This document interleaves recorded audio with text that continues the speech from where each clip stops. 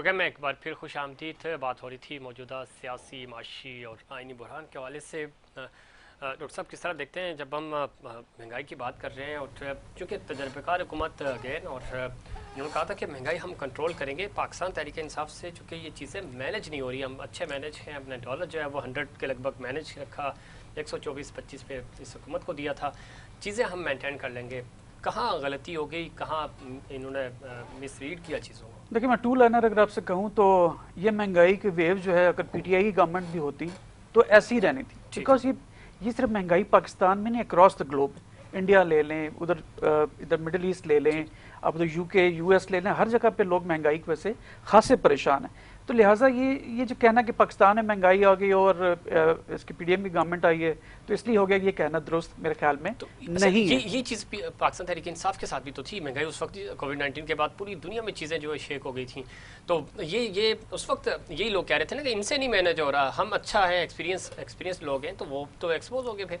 Right. ये जो बयानिया था खास तौर पे, चूंकि ये बुनियाद बना के इनको हटाया गया था। बिल्कुल ऐसी है। आईएमएफ की अभी जो आपको किस्त मिलनी थी ये उस पर सारी डिपेंड कर रहा था। अच्छा। आईएमएफ में किस्त मिलने के जब टाइम नजदीक आया तो उसमें गवर्नमेंट चेंज होगी। जब गवर्नमेंट चेंज हुई, आपको डॉलर्स मिलना बंद हो गया, आपको जो वो, अब मैं इसको वेंटिलेटर पे, तो इकोनॉमी को मैं नहीं कहता कि वेंटिलेटर पे है। अल्हम्दुलिल्लाह वी आर सेल्फ सफिशिएंट, हमारी एग्रीकल्चर बहुत तगड़ी है, खाने पीने के लिहाज से में कोई किसी किस्म की प्रॉब्लम नहीं होगी।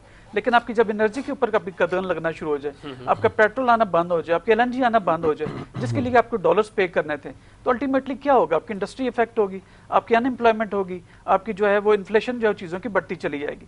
तो ये चीज़ें इकोनॉमिक अनस्टेबिलिटी जो है, instability of the economy basically was the result of आपकी जो पॉलिटिकल इंस्टेबिलिटी है। तो अगर ये ना होती तो शायद जो डोनर इदारे हैं उनके कॉन्फिडेंस पाकिस्तान पर बहाल रहता और चीज़ें चलती रहती। अब ये सब चीज़ें फर्जी हैं, अब इसमें एक्चुअलिटी कितनी है ये हम नहीं कह सकते। लेकिन मैं फिर वही कहूँगा कि इंटरनेशनल महंगाई चूंकि बढ़ गई है तो पाकिस्तान में भी उसका इफेक्ट आना ही आना था। ठीक है, आना था, लेकिन तजर्बेकार हुकूमत जो है वो उसको मैनेज भी नहीं कर सकी, क्योंकि इन्होंने ये बयानिया बनाया था और वही बयानिया इनको जो है वो इनके खिलाफ हो गया। किस तरह देखती हैं उसमें, जब हम बात करते हैं अभी बजट आना है, बजट के बाद भी चीज़ें महंगी होनी है और महंगाई होगी, इस महंगाई में और इस माहौल में आपको लगता है कि ये मौजूदा हुकूमत और ये जो सेटअप है ये इलेक्शन में जाएंगे? इस महंगाई की सतह हम मानते हैं कि एक के बाद दो आता है, मगर इतनी जल्दी एक के बाद दो आ जाएगा इसकी उम्मीद हमने नहीं की थी। क्योंकि देखिए, जो हालिया हुकूमत थी उस हुकूमत में पेट्रोल की कीमत, ये ज़्यादा दूर की बात तो नहीं है, अभी चंद महीने हुए हैं, 2 महीने पहले ही ये सब कुछ हुआ है। तो तब पेट्रोल की कीमत देख लें, अब देख लें, पेट्रोल की कीमत बढ़ेगी तो जाहिर सी बात है हर चीज़ महंगी होगी। और इसके बीच में कौन पिसेगा? गरीब आवाम। क्योंकि देखें, एक अमीर आदमी अगर महंगाई के ऊपर फोकस करेगा, वो कहेगा ओ इतना हो गया, वो ये फिक्र नहीं करेगा कि कहाँ से खिलाऊंगा। गरीब ये सोचेगा कि आज शाम को मैं घर कहाँ से खाना लेके जाऊंगा। तो सबके बीच में गरीब आवाम ही पिस रही है, जमहूरी निज़ाम ही तबाह हो रहा है। ठीक, तो अब मसला कहाँ आ रहा है?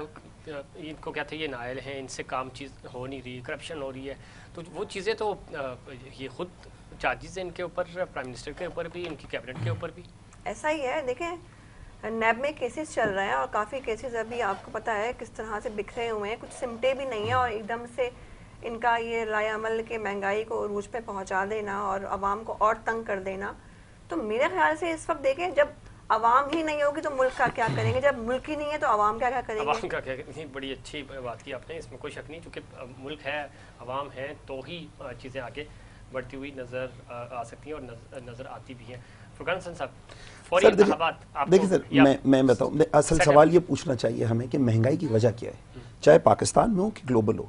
हमें नजर आता है कि $26 में डिग किया हुआ अरामको का ऑयल कुछ शेयर होल्डर्स को फायदा पहुंचाने के लिए $126 में बेचा जाता है। ओपेक मुआहिदा किया जाता है जिसके तहत आपको पेट्रोलियम की जो प्योरिफिकेशन का पूरा सिस्टम है उसको लिमिटाइज कर देते हैं, यानी इससे ज्यादा क्वांटिटी आप पैदा नहीं कर सकते।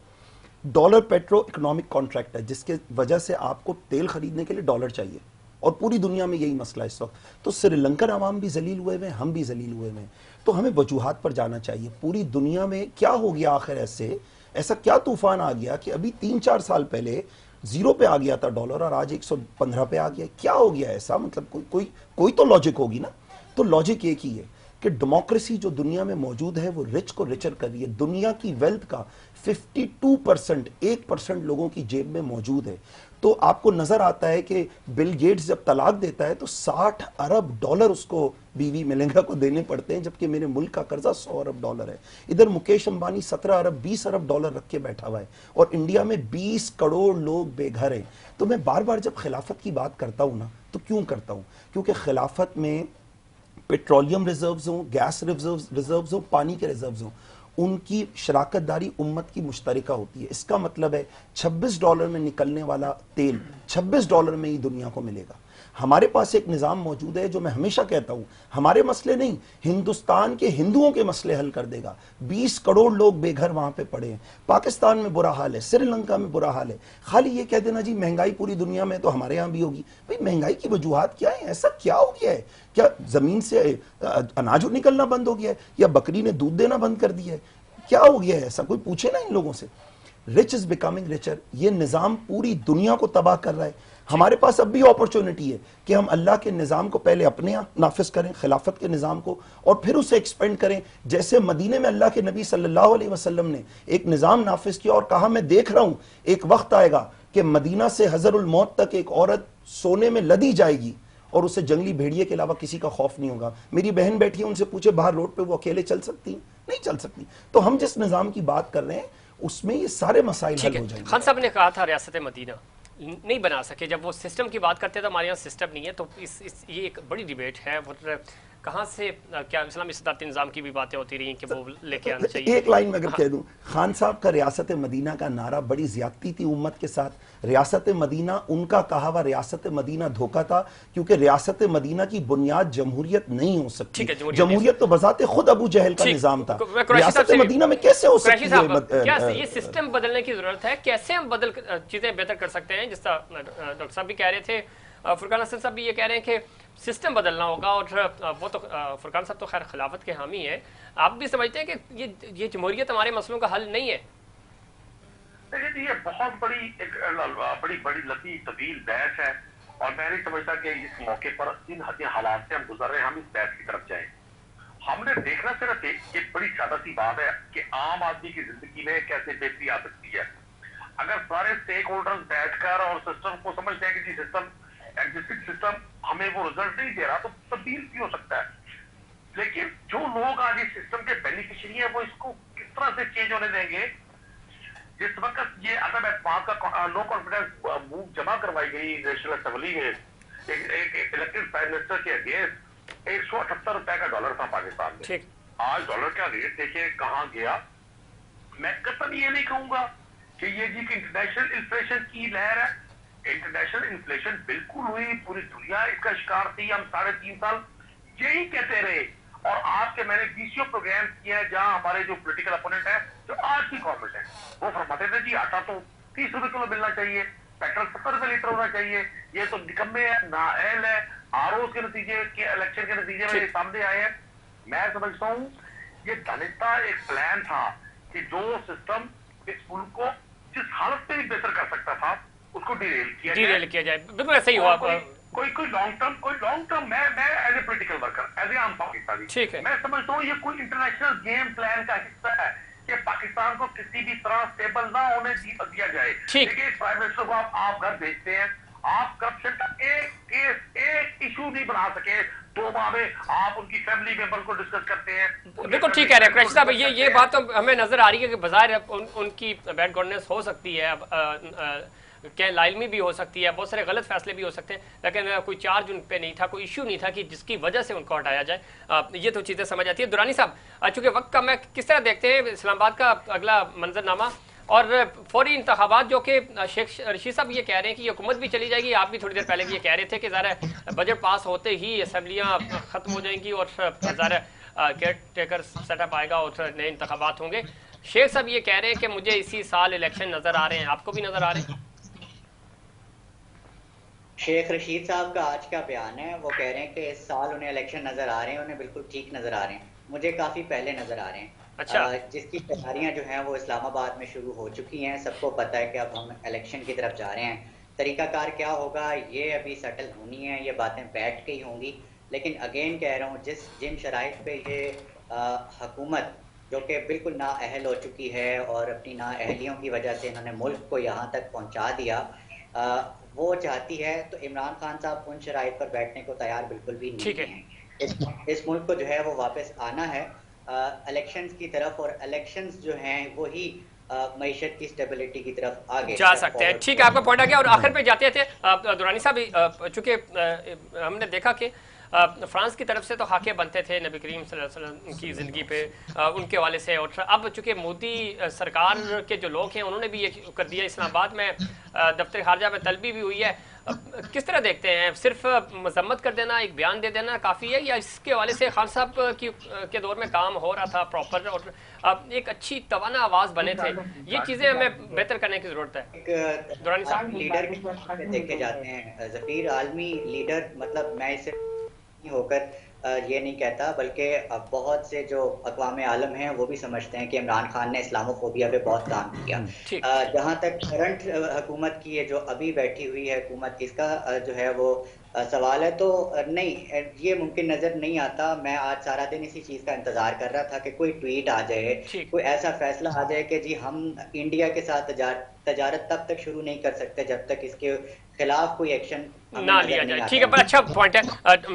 فقط بھائی آپ کے پاس آؤں گا، ڈاکٹر صاحب آپ اس پہ دیکھیں، پاکستان کے پاس اعزاز ہے کہ اسلام فوبیا کے اوپر ریزولوشن لے کر آئیں، اس میں کوئی دو رائے نہیں ہے، پورے اسلامی ممالک اس میں پاکستان کا ایک ممتاز اس میں ہوا ہے۔ انڈیا نے جو بات کی ہے، ان کے ایم پی نے ٹی وی پروگرام کے اندر یہ بات کی ہے، میں نوز باللہ اس کے اوپر میں مزید بحث کرنا بھی نہیں چاہتا ویسے کہ جو، لیکن جو ریئیکشن آیا ہے global reaction on this especially Islamic ممالک کے اندر، وہ نہایت اپریشیبل ہے، اور یہ بیکاز آف پاکستان ریزولوشن۔ بالکل اس پہ ہونا چاہیے، ایک نہ ایک رد عمل آنا چاہیے، کیونکہ دیکھیں اس وقت ہم کوئی پولیٹیکل ورکر بن کے بات نہیں کر رہے، مینگا مسلم ہم امتی ہیں اس حضور کے، اور ان کے لیے اگر ہم نہ بول پائیں تو میں کہتی ہوں ایسی زندگی بالکل بیکار ہے۔ اس وقت سارے مسلم امہ کو ایک آواز ہو کر اس پہ سخت سے سخت کارروائی کرنی چاہیے، بالکل ہونی چاہیے۔ دیکھیں، اس نظام میں جماعت اسلامی ہو، جمعیت علماء پاکستان ہو، مسلم لیگ ہو، پیپلز پارٹی ہو، کہ تحریک انصاف ہو، کہ آئی ایس پی آر ہو، اگر یہ مذمت کرتے رہیں گے نا، تو میں آپ کو گارنٹی کے ساتھ کہتا ہوں کہ وہ مقاصد حاصل نہیں ہو سکتے۔ میرا ہمیشہ سے ماننا ہے یہ خلافت ہوگی جو نبی کی ناموس کی حفاظت کرے گی، عزت کی حفاظت کرے گی، اور مودی کو زنجیروں میں جگڑ کر، جیسے راجہ داہر کو جگڑا تھا نا، ایسے خلافت میں خلیفہ ہوگا، کیونکہ خلیفہ اپنے آپ کو اللہ کو جواب دہ ہوتا ہے۔ دیکھیں، اس نظام کا پرائم منسٹر پارلیمنٹ کو جواب دہ ہوتا ہے، تو جب تک آپ خلافت کا نظام لے کر نہیں آئیں گے تب تک آپ کی تمام افواج یکجا نہیں ہوگی۔ میں ہمیشہ سے یہ ماننے والا ہوں، ہماری افواج کو سپرسیڈ یہ بات کرتی ہے کہ چلے جو ہو گئے شہادت کا جام پی کر تم، تو رسول پاک نے باہوں میں لے لیا ہوگا۔ یہ فوج تو رسول پاک کی باہوں میں جانے کے لیے بے چین ہے، قیادتیں روک دیتی ہیں۔ آپ قیادتیں ہٹا دیں، سری نگر کیا دہلی تک یہ فوج نہیں رکے گی، آپ موقع تو دیں۔ دنیا کی بہترین بڑی فوج ہے، میں ہمیشہ ایک بات کہتا ہوں، امریکہ ہوا میں سے اسٹرائک کر سکتا ہے لیکن امریکہ زمین پہ نہیں لڑ سکتا، ہم زمین پہ لڑنے والی فوج ہے۔ اس میں کوئی شک نہیں، لیکن سٹانس لینا ہوگا۔ قریشی صاحب آخر پہ میں چاہ رہا ہوں وقت کم ہے، آپ ایڈ کریں اس پہ۔ جی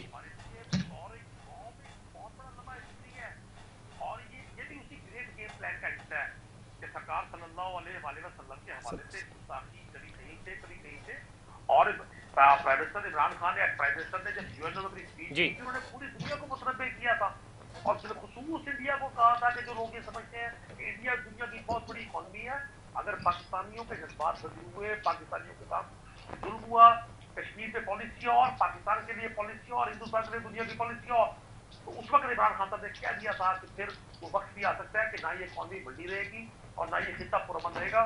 میں سمجھتا ہوں ہمارے جذبات سے کھیلا جا رہا ہے، اور حکومت کو، موجودہ حکومت جو کہ پپٹس کی حکومت ہے، یہ پپٹس ہے، ان میں ضرورت نہیں ہے، ان کے تو دلوں میں، ان کی روحوں میں، ان کے وجود میں ہندوستان سے محبت رچی بسی ہے۔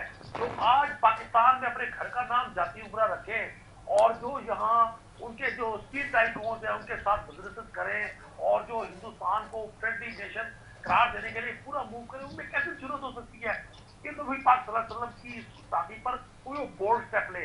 میں سمجھتا ہوں پوری دنیا کو، پوری دنیا کے مسلمانوں کو اب اس پوائنٹ پر اکٹھے ہونا چاہیے۔ بالکل ٹھیک ہے جی इसमें कोई शक नहीं, पूरी दुनिया के उम्मतियों को, मुसलमानों को इकट्ठा होना चाहिए और रसूल सल्लल्लाहु अलैहि वसल्लम की उनके लिए हमारी जान माल औलाद सब कुछ कुर्बान है। और गुस्ताखी बिल्कुल बर्दाश्त नहीं की जाती। पाकिस्तान को स्टांस लेना होगा। अरब कंट्रीज़ ने बिल्कुल बहुत अच्छा स्टांस लिया। पाकिस्तान हमेशा से लीड करता है, पहली दफ़ा हमने देखा कि अरब कंट्रीज़ भी इस पे स्टैंड ले रहे हैं और स्टैंड लेना होगा। और जिस तरह खान साहब ने इस्लामोफोबिया की जंग लड़ी, इस जंग को कंटिन्यू करना होगा और इस जंग के लिए हम सबको मुत्तहिद होकर अपने पाकिस्तान और अपने बेहतरीन उम्मती होने का सबूत देना होगा। नाज़रीन, ये था हमारा आज का प्रोग्राम। उम्मीद करता हूँ दीगर प्रोग्राम्स की तरह आज का प्रोग्राम भी आपको पसंद आया होगा। मुझे और इनसाइड पाकिस्तान की पूरी टीम को दीजिए इजाज़त। अल्लाह निगहबान।